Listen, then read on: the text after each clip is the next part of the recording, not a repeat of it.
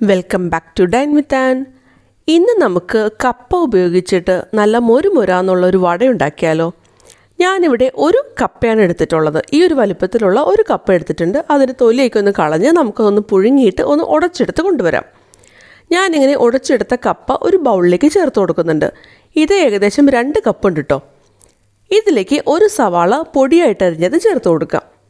അതിൻ്റെ കൂടെ തന്നെ ഒരു പച്ചമുളക് പൊടിയായിട്ട് അരിഞ്ഞത്, കുറച്ച് കറിവേപ്പില പൊടിയായിട്ട് അരിഞ്ഞത്, 1/2 ടീസ്പൂൺ മുളക് പൊടി, 1/4 ടീസ്പൂൺ മഞ്ഞൾപ്പൊടി, 1/4 ടീസ്പൂൺ ജീരകം പൊടിച്ചത്, ആവശ്യത്തിനുള്ള ഉപ്പ്.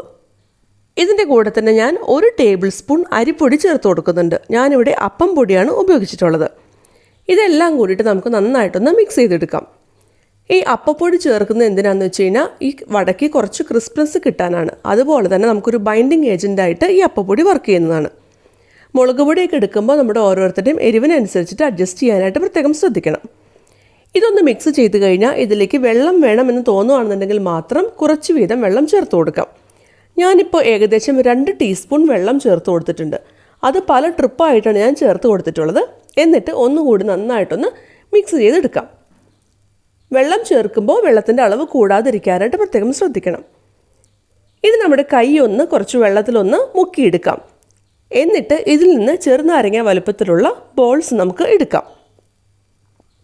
എന്നിട്ട് കയ്യിൽ വെച്ചിട്ട് ഒന്ന് ഉരുട്ടി കൊടുക്കാം. എന്നിട്ട് മറ്റേ കൈയും കൂടി ഒന്ന് വെള്ളത്തിൽ വെച്ചൊന്ന് മുക്കിയതിന് ശേഷം അതിൽ വെച്ച് ചെറുതായിട്ടൊന്ന് പ്രസ് ചെയ്ത് കൊടുക്കാം.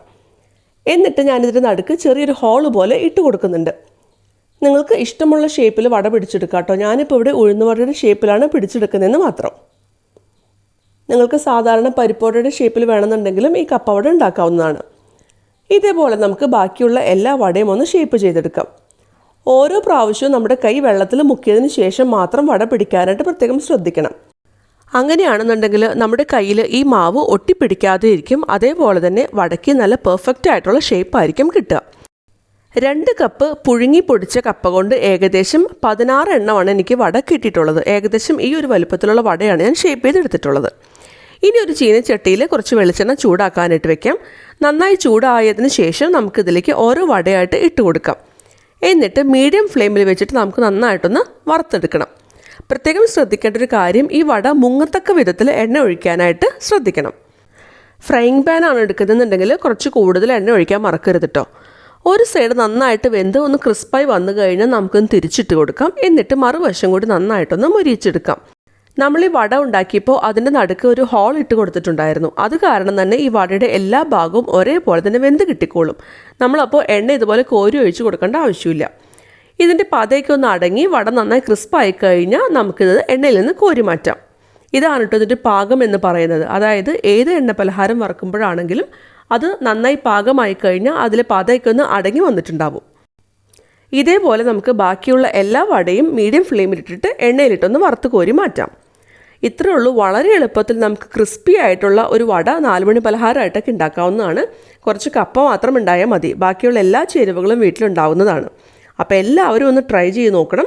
വീഡിയോ ഇഷ്ടമായെന്നുണ്ടെങ്കിൽ ലൈക്ക് ചെയ്യാനും കമൻറ്റ് ചെയ്യാനും ഷെയർ ചെയ്യാനും മറക്കരുത്. എൻ്റെ വീഡിയോ ഇഷ്ടമായില്ല എന്നുണ്ടെങ്കിൽ ധൈര്യമായിട്ട് ഡിസ്ലൈക്ക് ചെയ്തോളൂ കേട്ടോ. ഒരു കുഴപ്പമില്ല. എൻ്റെ ചാനൽ ആദ്യമായിട്ട് കാണുന്നവരാണെന്നുണ്ടെങ്കിൽ ഈ വീഡിയോസൊക്കെ നിങ്ങൾക്ക് ഇഷ്ടമാവുന്നുണ്ടെന്നുണ്ടെങ്കിൽ ഒന്ന് സബ്സ്ക്രൈബ് ചെയ്തോളൂ കേട്ടോ. ഒപ്പം കാണുന്ന ബെല്ലൈക്കൺ പ്രസ് ചെയ്യാൻ മറക്കരുത്. അതിൽ ഓൾ എന്നുള്ള ഓപ്ഷൻ ഇനേബിൾ ചെയ്യണം. എന്നാൽ മാത്രമാണ് ഞാനിടുന്ന വീഡിയോസിൻ്റെ ഫ്യൂച്ചർ നോട്ടിഫിക്കേഷൻസൊക്കെ നിങ്ങൾക്ക് മുടങ്ങാതെ കിട്ടുകയുള്ളൂ. വീണ്ടും അടുത്ത വീഡിയോയിൽ കാണാം.